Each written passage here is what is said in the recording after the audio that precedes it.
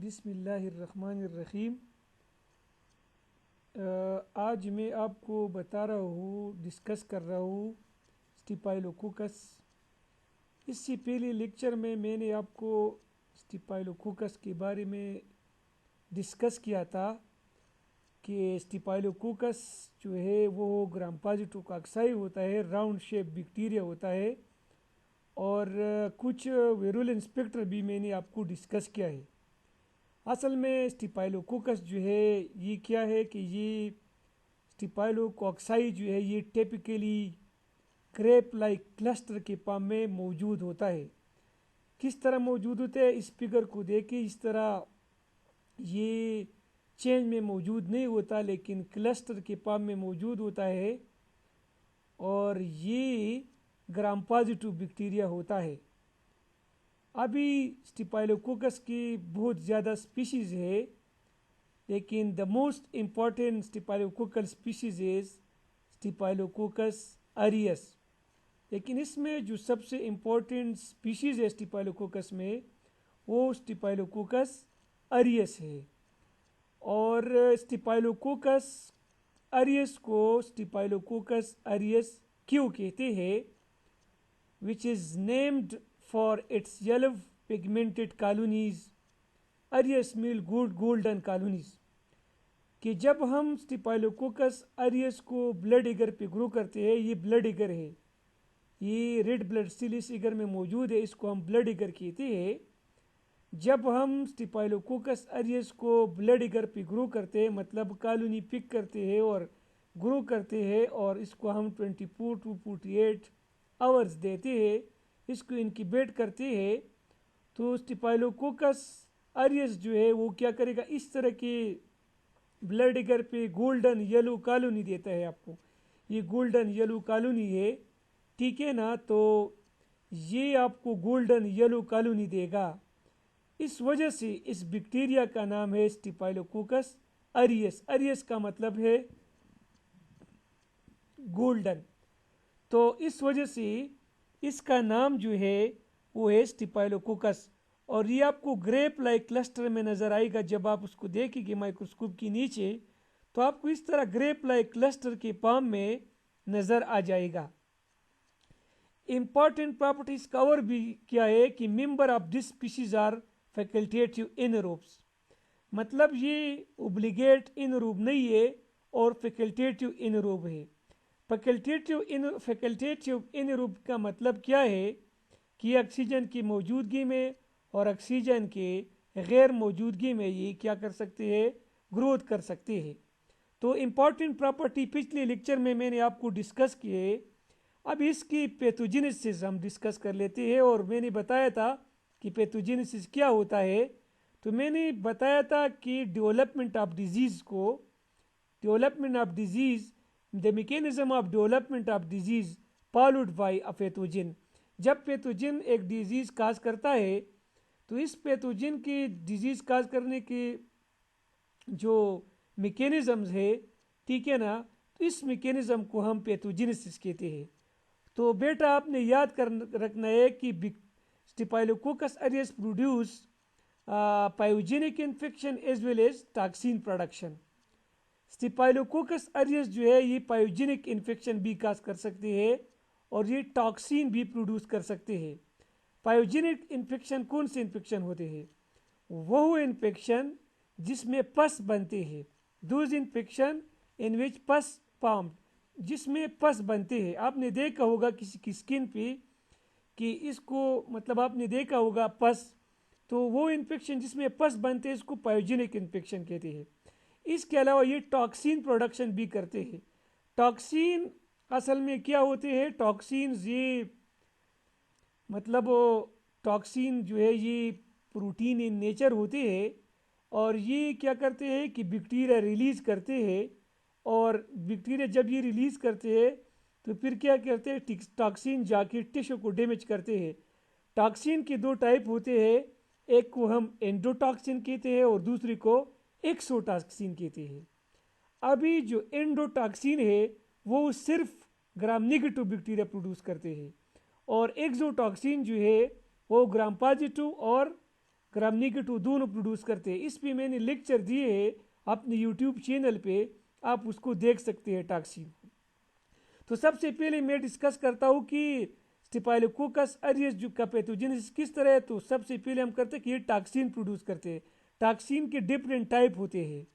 एक टॉक्सिन का नाम है इंटेरोटॉक्सिन। इंटेरोटॉक्सिन को इंटेरोटॉक्सिन क्यों कहते हैं? इसलिए कहते हैं कि ये GIT गैस्ट्रो इंटेस्टिनल ट्रैक्ट को इफेक्ट करते हैं। इसका है इंटेरो का मतलब है इंटेस्टिन, तो इसको इन्फेक्ट करते हैं। इस वजह से इस टॉक्सिन का नाम है इंटेरोटॉक्सिन। ये इंटेरोटॉक्सिन क्या करता है? काज फूड पॉइजनिंग। ये फूड पॉइजनिंग काज करता है। मतलब क्या है कि ये बैक्टीरिया क्या करता है कि ये बैक्टीरिया एक्सोटॉक्सिन प्रोड्यूस करते हैं। इस एक्सोटॉक्सिन का नाम है इंटेरोटॉक्सिन। ये इंटेरोटॉक्सिन जब फूड में एंटर हो जाता है, फूड में एंटर हो जाता है तो उसको हम फूड पॉइजनिंग कहते हैं। फूड पॉइजनिंग मतलब एक होता है फूड इन्फेक्शन। फूड इन्फेक्शन वो होता है जिसमें बैक्टीरिया मौजूद होता है। फूड पॉइजनिंग वो होता है जिसमें बैक्टीरिया मौजूद नहीं होता, लेकिन बैक्टीरिया का एक्सोटॉक्सिन जब फूड में मौजूद होता है और वो कंटेमिनेटेड फूड जब आप खा ले तो उसको हम क्या कहते हैं? Food poisoning. सपोज मैं आपको बता रहा हूँ, आप मध्याह्न की किसी होटल में गई, आपने खाना खाया किसी रेस्टोरेंट में, और खाना खाने के बाद आपको क्या हुआ? आपको डायरिया हो गया। तो बेटा इसमें अभी बैक्टीरिया की टॉक्सिन मौजूद है, बैक्टीरिया मौजूद नहीं है, तो इसको हम क्या कहते हैं? Food poisoning. और जब आपने खाना खाया, इसमें आपको लाइव बैक्टीरिया नज़र आया, मतलब जिंदा बैक्टीरिया, तो फिर क्या हुआ? वो फूड पॉइजनिंग नहीं हुआ, वो फूड इन्फेक्शन हुआ। फूड इन्फेक्शन वो होता है जिसमें बैक्टीरिया का प्रेजेंट मौजूद होता है, बैक्टीरिया मस्ट होता है, presence of bacteria is must. Food poisoning में क्या होता है कि बैक्टीरिया का होना ज़रूरी नहीं है, इसमें टॉक्सिन भी हो सकता है। तो E coli staphylococcus aureus food poisoning cause करता है। That is characterize by prominent vomiting, watery non bloody diarrhoea. इसका क्या होगा? जब आपको किस तरह पता चलेगा कि ये इन्फेक्शन, ये फूड पॉइजनिंग स्टेफाइलोकोकस की वजह से हुआ है? तो स्टेफाइलोकोकस के फूड पॉइजनिंग के केस में आपको क्या होगा? वॉमिटिंग होगा, बहुत ज़्यादा प्रोमिनेंट वॉमिटिंग होगा, मतलब है बार बार आप वॉमिटिंग करेंगे। साथ में ये वाटरी नॉन ब्लडी डायरिया होगा। मतलब ये है कि आपकी डायरिया में, डायरिया क्या होते हैं? जब आपकी बड़ी पेशाब मतलब स्टूल क्या हो? डाइल्यूटेड हो जाए, मतलब इसमें वाटर आते हैं, इसको हम क्या कहते हैं? डायरिया कहते हैं। और ये क्या होगा? नॉन ब्लडी डायरिया होगा। लेकिन इस डायरिया में खून नहीं होगा, आपका जो स्टूल है वो सॉफ्ट हो जाएगी, मतलब बार बार आप बाथरूम अटेंड करने जाएंगी। लेकिन इस डायरिया में क्या नहीं होगा? ब्लड नहीं होगा। जब डायरिया में ब्लड आ जाता है तो इसको हम फिर डायरिया नहीं कहते, इसको हम फिर क्या कहते हैं? जब आपकी इसको हम फिर डायरिया नहीं कहते, इसको हम क्या कहते हैं? डाइसेंट्री कहते हैं। तो ये जेन में याद रखिए कि स्टेफाइलोकोकस ऑरियस जो है वो नॉन ब्लडी डायरिया प्रोड्यूस करते हैं, वो डाइसेंट्री काज नहीं करता। इसका इंक्यूबेशन पीरियड कितना होता है? मतलब सिम्टम कब अपीयर हो गए? 1 से 8 आवर, मतलब 1 से 8 आवर मतलब टाइम लेते हैं। जब आप खाना खाते हैं और वो कंटेमिनेटेड हो तो 1 से 8 आवर के दरमियान आपको क्या होगा? आपको डायरिया होगा। अभी ये फूड पॉइजनिंग जो है ये स्टेफाइलोकोकस ऑरियस काज करते हैं। इसका करेक्टर ये है कि इसमें आपको वॉमिटिंग होगा और नॉन ब्लडी डायरिया होगा, और इसका इंक्यूबेशन पीरियड 1 to 8 आवर होगा। क्वेश्चन ये अराइज होता है कि ये डायरिया किस तरह काज करता है? तो ये रिलीज करता है interleukin 1 from macrophages and interleukin 2 from T helper cell. ये टॉक्सिन क्या करते हैं? ये फूड में जब मौजूद होते हैं तो ये जाके मैक्रोफेजेस को एक्टिवेट करते हैं। वो मैक्रोफेजेस इंटरल्यूकिन 1 को प्रोड्यूस करता है और टी हेल्पर सेल को एक्टिवेट करता है। टी हेल्पर सेल क्या करता है? ये इंटरल्यूकिन 2 को क्या करते हैं? प्रोड्यूस करते हैं। तो फिर क्या होता है कि इंटरल्यूकिन 1 और इंटरल्यूकिन 2 की रिजल्ट में क्या होता है? What happen? Vomiting result from cytokine, release from lymphoid cells. Which activate enteric nervous system to activate vomiting site in the brain. तो वोमिटिंग किस तरह होते हैं, जब इंटरल्यूकिन फर्स्ट और इंटरल्यूकिन 2 प्रोड्यूस होते हैं तो ये जाके सेंट्रल नर्वस सिस्टम में वोमिटिंग का जो सेंटर है तो वो क्या करता है, इसको एक्टिवेट करता है, तो आपको क्या होता है, वोमिटिंग होता है। ये जिन में याद रखिए, क्वेश्चन आएगा कि स्टेफाइलोकोकस की फूड पॉइजनिंग में आपको वोमिटिंग किस तरह होता है। तो आपने याद रखना है कि जो साइटोकाइन रिलीज होते हैं लिम्फॉइड सेल से, इंटरल्यूकिन फर्स्ट इंटरल्यूकिन 7, ये ब्रेन में जाके ब्रेन में वोमिटिंग का सेंटर होते हैं, इसको एक्टिवेट करता है। तो इसका क्या होता है, ये क्या होता है कि ये आपको वोमिटिंग रिजल्ट करती है, मतलब इन result vomiting, you start vomiting. ये टॉक्सिन का ये इंटेरोटॉक्सिन जो है ये वोमिटिंग भी प्रोड्यूस करता है और it is heat resistant and not inactivated by cooking. ये टॉक्सिन इतना स्टेबल होता है, हीट स्टेबल होता है कि ऑर्डिनरी कुकिंग से इनएक्टिवेट नहीं होता है। It also resist stomach acidity. और दूसरा फायदा ये आपको पता है कि क्वेश्चन अराइज कि स्टमक में तो हर चीज़ क्या होता है, वो इसी एसिड इसमें होते हैं स्टमक में, वो हर चीज़ को क्या करते हैं, डिजॉल्व करते हैं। तो ये टॉक्सिन खतरनाक इसलिए है कि स्टमक एसिडिटी को ये क्या कर सके, टॉलरेट कर सकते हैं। अभी इंटेरोटॉक्सिन की 6 इंटेरोटॉक्सिन है, इसका मोड ऑफ एक्शन सेपरेट है, वो आपके कोर्स में डिटेल में नहीं है। तो सबसे पहले जो है ये इंटेरोटॉक्सिन करते हैं। दूसरा टॉक्सिन जो प्रोड्यूस करता है, इस टॉक्सिन का नाम है दूसरा जो टॉक्सिक शॉक सिंड्रोम टॉक्सिन। एक और टॉक्सिन ये प्रोड्यूस करता है और इस टॉक्सिन का नाम है टॉक्सिक शॉक सिंड्रोम टॉक्सिन। इसको टॉक्सिक शॉक सिंड्रोम टॉक्सिन क्यों कहते हैं कि ये काज करता है टॉक्सिक शॉक को। किस मतलब कौन से बंदे में काज करता है, क्वेश्चन अराइज होते हैं। टेम्पोन यूजिंग मेंस्ट्रुएटिंग वुमेन में, टेम्पोन यूजिंग मेंस्ट्रुएटिंग वुमेन कौन से वुमेन होते हैं कि मतलब मेंस्ट्रुएशन के दौरान क्या होता है कि आपको पता है कि फीमेल की मेंस्ट्रुएशन साइकिल होता है और इसमें फिर क्या होता है, वोंड हो मतलब जख्म हो, वोंड इन्फेक्शन हो, तो वो क्या करते हैं कि ब्लीडिंग को प्रिवेंट करने के लिए टेम्पोन यूज़ करते हैं। तो जो फीमेल को मेंस्ट्रुएशन के दौरान उसको वोंड इन्फेक्शन हो और वो टेम्पोन यूज़ करता है तो असल में बैक्टीरिया इसमें ग्रो करते हैं, इस वोंड में ग्रो करता है, तो ये इसमें टॉक्सिक शॉक काज करते हैं। इसके अलावा ये मतलब वो लोग जिसकी नोज से ब्लीडिंग होता है तो वो क्या करते हैं, वो लोग नेजल पैकेजिंग यूज़ करता है। जब नेजल पैकेजिंग यूज़ करता है तो स्टेफाइलोकोकस ऑरियस को मौका मिलता है, वहाँ पे ग्रोथ करता है, तो वहाँ पे भी ये टॉक्सिक शॉक प्रोड्यूस करते हैं, toxic shock syndrome toxin produce करता है। असल में टॉक्सिक शॉक सिंड्रोम क्या होता है कि ये एक बीमारी होते है जिसमें बुखार होता है, फीवर होता है, हाइपोटेंशन होता है, बीपी कम होता है, रैश अपीयर, रैश इसमें मतलब इस पे क्या होता है, रैश स्किन पे रैश आता है। और इसके अलावा जब कॉम्प्लिकेटेड हो जाता है तो लीवर को भी नुकसान पहुंचाता है, किडनी को भी नुकसान पहुंचाता है, गैस्ट्रोइंटेस्टाइनल ट्रैक्ट को भी नुकसान पहुंचाता है, सेंट्रल नर्वस सिस्टम को इफेक्ट करता है, मसल्स को इफेक्ट करता है और इवन ब्लड में भी चले जाते हैं। तो ये सारे ऑर्गन्स को क्या करते हैं, इन्फेक्ट करते हैं। इस वजह से इसमें हाइपोटेंशन होता है, फीवर होते हैं, मुख्तलिफ साइन और सिम्टम होता है। तो इस साइन और सिम्टम को हम क्या कहते हैं, सिंड्रोम, क्योंकि ये टॉक्सिन शॉक सिंड्रोम काज करते हैं, इस वजह से इस टॉक्सिन का नाम है टॉक्सिक शॉक सिंड्रोम टॉक्सिन। इसके अलावा एक्सपुलेटिन भी एक टॉक्सिन है, ये क्या काज करते हैं, scaled skin syndrome. Scaled skin syndrome क्या होता है, स्केल्ड स्किन सिंड्रोम ये होता है कि आपकी जो एपिडर्मिस है, अपर स्किन है, इसकी सेल्स को ये क्या करते हैं, इसको सेपरेट करते हैं। ये देखो ये एक्सपुलेटिन है, एक्सपुलेटिन ये क्या होता है, ये स्केल्ड स्किन सिंड्रोम काज करते हैं। ये स्केल्ड स्किन सिंड्रोम टॉक्सिन है, ये स्केल्ड स्किन सिंड्रोम है। स्केल्ड स्किन सिंड्रोम क्या है कि आपका चमड़ा, आपका स्किन इस तरह आपको नजर आएगा, इसके ऊपर जो लेयर्स है ये देखो ये सारी गिरते हैं, शीडिंग करते हैं। ये एक्सपुलाइटिन क्या करता है, ये असल में प्रोटेलेटिक होते हैं, ये प्रोट्यूलेटिक होते हैं, ये प्रोटीन को क्या करते हैं, डैमेज करते हैं। और ये आपकी स्किन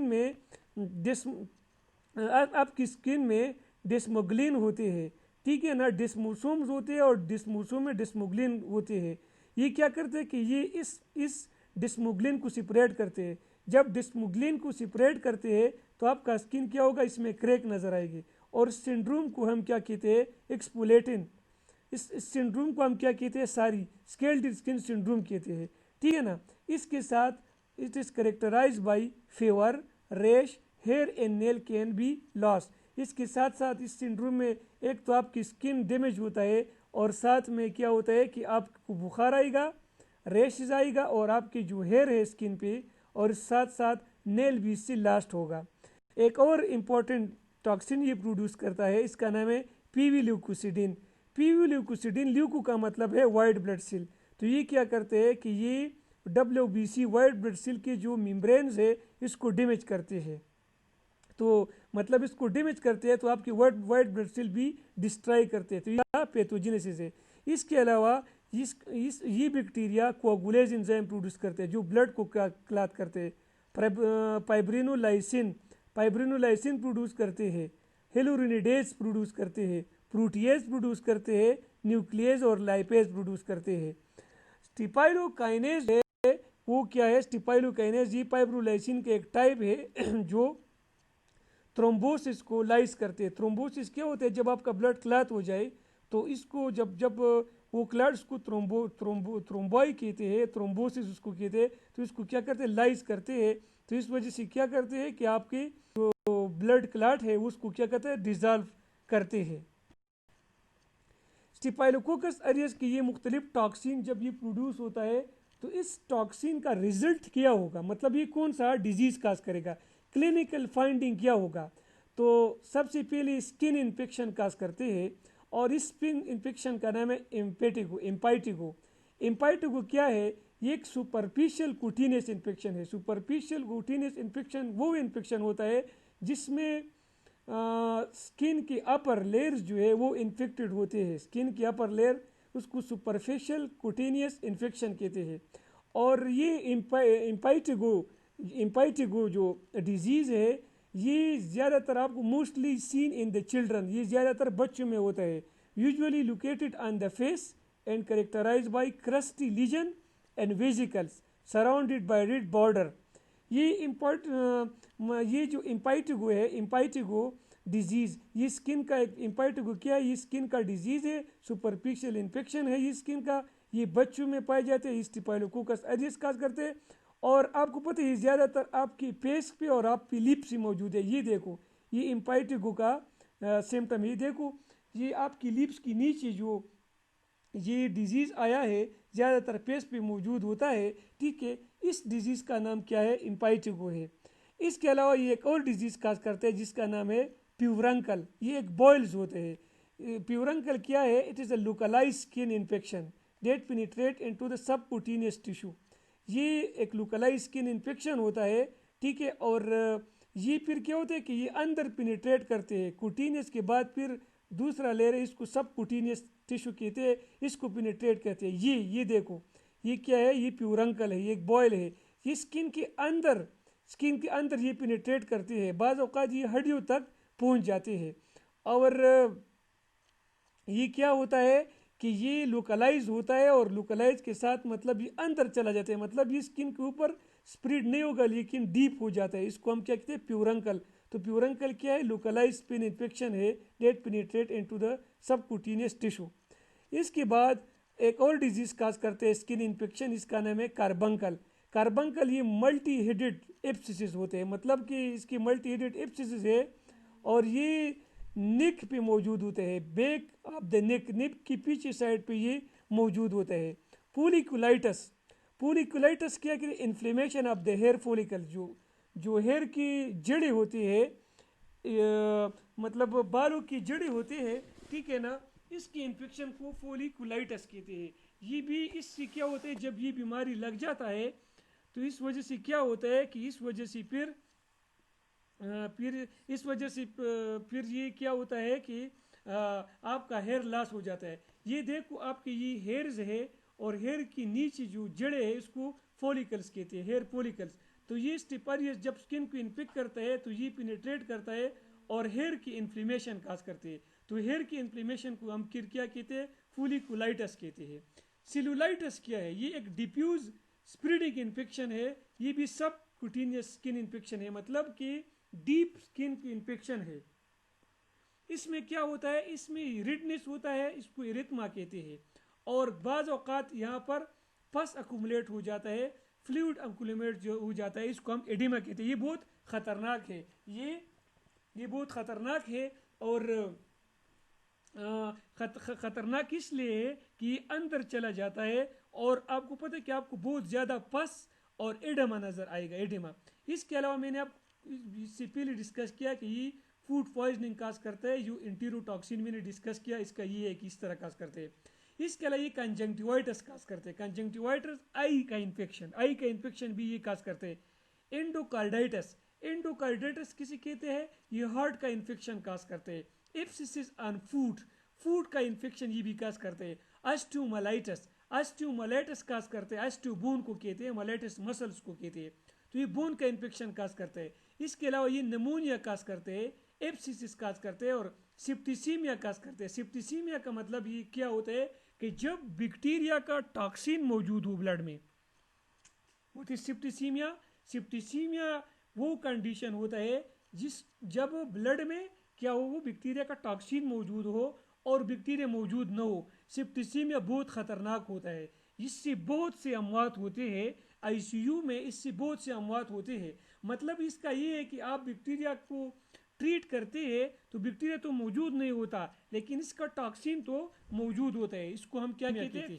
अच्छा, लेबोरेटरी डायग्नोसिस, लैब डायग्नोसिस क्या होते हैं कि इसके लिए एक खास एगर मौजूद होता है माइक्रोबायोलॉजी लैब में, इसको मैनिटोल साल्ट एगर कहते हैं। इसको मैनिटोल साल्ट एगर इसलिए कहते हैं कि इसमें साल्ट मौजूद होते हैं, तो सेलेक्टिव मीडिया है, दूसरा बैक्टीरिया इस पर ग्रोथ नहीं कर सकता। तो आप जब स्मेयर बनाता है, जब आप क्या बनाते हैं, स्मेयर बनाते हैं। स्मेयर का मतलब क्या है कि आप स्लाइड ले लेते हैं और ड्रॉप लिस्ट इस पर बनाते हैं, इसको हम स्मेयर लेते हैं। तो आप लीजन जख्म से आप क्या लेते हैं, मतलब किसी स्वाब से या किसी और तरीके से आप क्या करते हैं कि जख्म से आप क्या लेते हैं, आप सैंपल लेते हैं। तो जब आप सैंपल लेते हैं और आप जब उसको ब्लड एगर पे ग्रो करते हैं, ये ब्लड एगर है, तो आपको क्या नजर आएगा, आपको गोल्डन येलो कॉलोनी नजर आएगा, वो बीटा हेमोलिटिक होगा। बीटा हेमोलिटिक का क्या मतलब है कि वो आरबीसी का हिमोलिसिस करेगा। इस तरह आपको पता है कि आपको कॉलोनी के साथ साथ जो आरबीसी है वो उन्होंने क्या किया है, आरबीसी को उन्होंने डिजॉल्व किया है, इसको कम कहते हैं बीटा हेमोलिटिक, जो कंप्लीटली हिमोलिसिस करते हैं आरबीसी को। और आपको इस तरह देखो क्लस्टर के पाम में आपको बैक्टीरिया नजर आ जाएगा, इसको हम क्या कहते हैं कि ये स्टिफाइलोकोकस ऑरियस है। अभी क्वेश्चन राइज होता है कि स्टिफाइलोकोकस एपिडर्माइडस और स्टिफाइलोकोकस सिप्रोपिटिकस, ये मतलब, और स्टिफाइलोकोकस सेरेस, 3 स्पीशीज है स्टिफाइलोकोकस की, तो आपने किस तरह पहचान करना है। तो मैंने पहले लेक्चर में डिस्कस किया है कि स्टिफाइलोकोकस एपिडर्माइडस और सिप्रोपिटिकस ये दोनों कोआगुलेज नेगेटिव है, और स्टिफाइलोकोकस ऑरियस जो है, स्टिफाइलोकोकस ऑरियस वो कोआगुलेज पॉजिटिव है। तो मतलब आपको जब कोआगुलेज नेगेटिव होगा तो फिर आप उसके लिए कोआगुलेज टेस्ट करेंगे। जो कोआगुलेज नेगेटिव होगा या तो वो क्या होगा, अगर कोआगुलेज पॉजिटिव है तो वो स्टिफाइलोकोकस ऑरियस होगा, अगर कोआगुलेज नेगेटिव है या तो वो स्टिफाइलोकोकस एपिडर्माइडस होगा या सिप्रोपिटिक्स होगा। अभी कंफ्यूजन प्रोड्यूस करता है, कंफ्यूजन ये है कि इन दोनों बैक्टीरिया में ये दोनों तो कोआगुलेज, ये दोनों बैक्टीरिया कोआगुलेज नेगेटिव है, तो इसमें आप किस तरह डिफरेंशिएशन करेंगे। तो आप एंटीबायोटिक नो बायोसिन एंटीबायोटिक जो है आप उसको क्या करेंगे, यहाँ पर आप रखेंगे, तो स्टिफाइलोकोकस एपिडर्माइडस जो है वो किल हो जाएगा, नो बायोसिन एंटीबायोटिक से वो किल होगा, और स्टिफाइलोकोकस सिप्रोपिटिकस जो है वो रेजिस्टेंट है, वो किल नहीं होगा। तो इन दोनों में आप किस तरह डिफरेंशिएशन करेंगे, नो बायोसिन एंटीबायोटिक से। दोनों जो है वो क्या है, मैंने पहले बताया कि ये दोनों स्पीशीज जो है स्टिफाइलोकोकस एपिडर्माइडस और सिप्रोपिटिकस, ये दोनों कोआगुलेज नेगेटिव है और स्टिफाइलोकोकस ऑरियस कोआगुलेज पॉजिटिव है। अगर ट्रीटमेंट की हम बात करें तो आप इसके लिए निपिसिलीन, एमॉक्सिसिलीन, क्लेवेलिनिक एसिड, क्विमाक्सीक्लेब, डिप्टोमाइसिन, ट्राइमेथोप्रिम, विंकोमाइसिन, ये एंटीबॉडी का आप यूज़ कर सकते हैं। लेकिन 20% जो है मिथिसिलीन और निपिसिलीन एंटीबायोटिक को ये रेजिस्टेंट है, तो तो वो स्टेफाइलोकोकस एरियस जो मिथिसिलिन को रेजिस्टेंट है, इसका नाम है मार्सा, मिथिसिलिन रेजिस्टेंट स्टेफाइलोकोकस एरियस। और जो निपिसिलिन को रेजिस्टेंट है उसको क्या कहते हैं, नार्सा, निपिसिलिन रेजिस्टेंट स्टेफाइलोकोकस एरियस। कुछ विंकोमाइसिन को रेजिस्टेंट, इसका नाम है विंकोमाइसिन रेजिस्टेंट स्टेफाइलोकोकस एरियस। इस केस में आप क्या करते हैं, इन द केस आप अभी अगर किसी को टॉक्सिक शॉक सिंड्रोम हुआ है तो फिर आप किस तरह करेंगे, तो आप इसकी करेक्शन के लिए कि ये ठीक हो जाए, टॉक्सिक शॉक सिंड्रोम में तो बॉडी से फ्लूइड लॉस होता है, तो आप क्या करते हैं, टॉक्सिक शॉक सिंड्रोम में आप पेशेंट को फ्लूइड देते हैं। स्किन के इन्फेक्शन में आप क्या करते हैं, म्यूपुरिसिन जो है, म्यूपुरिसिन क्रीम मौजूद होते हैं, आप यूज़ भी कर सकते हैं मार्केट में। म्यूपुरिसिन जो है वो इफेक्टिव है स्किन की